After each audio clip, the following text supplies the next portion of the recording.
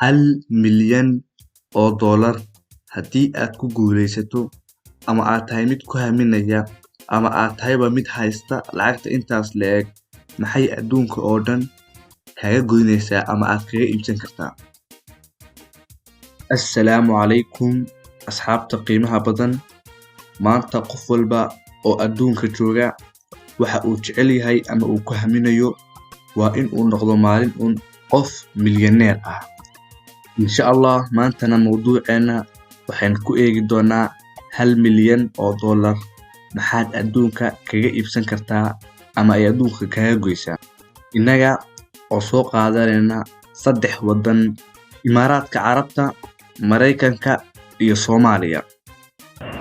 Waxaynu u duulaynaa halkaa iyo Dubai oo aynu safarkeena ka bilaabayno insha Allah.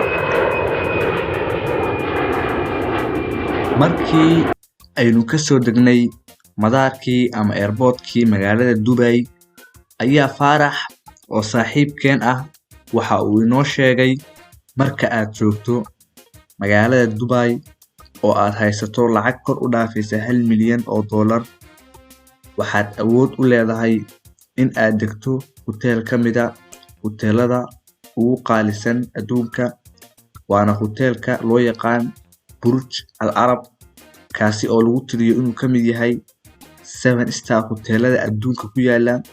Khaasatan waxaad adigu awoodaa in aad degto qol ku yaala dabaqa 25aad kuna seexato halkii habeen qiimo dhan $24,000 oo dollar muddo bil ah.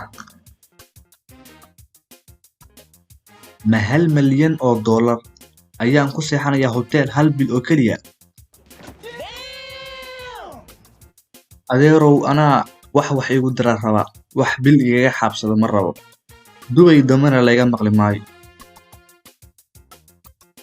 Bal maantana diyaaradeeni waxay ka soo degtay halkaa iyo cariga Mareykanka, gaar ahaan magaalada New York. Waxaana airportka inagu sugaya saaxiibkeen Warfaana markaynu uga waranay ujeedada safarkeena isna wuxuu inoo sheegay niyow lacagtaas $1,000,000 ah waxaad ku iibsan kartaa guri qurux badan oo weyn, kaasi oo dabaq ah oo ku yaala magaaladan New York. Sidoo kale waxaad ku iibsan kartaa mid ka mid ah gawaarida ugu dheereeya adduunka, kaasi oo loo yaqaano Bugatti. Laakiin Warfaa wuxuu inoo sheegay lacagta tan in ay wadankii wax badan inoo goynayso oo aynu bal wadankii ka war doono.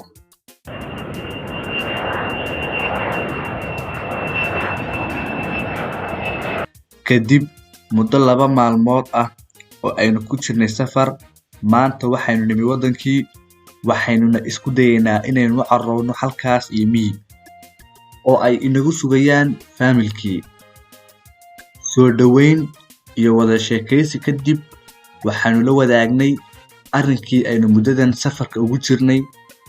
Haladii waayeelkuna waxay ku soo ururtay gurigii markii aynu joognay New York laynala ku yiri waa $1,000,000 iyo 10 kale oo la mid ah. Sidoo kale geel iyo ari waxaad uga baahan tihiin iyo beero waaweyn ayaad ku helaysaan lacagtiina. Waxaan u soconayba waxay ahayd inaan helno wax ka soo noqonayaan maanaga wax kale ba u soconay. Intaas ayuu maanta safarkeena ku eegyahay. Haddaad muuqaalkan ka heshay like saar, haddii aanad weli inagu soo biirina fadlan ka mid noqo asxaabta ku xidhan kanaalkan. Wassalaamu calaykum.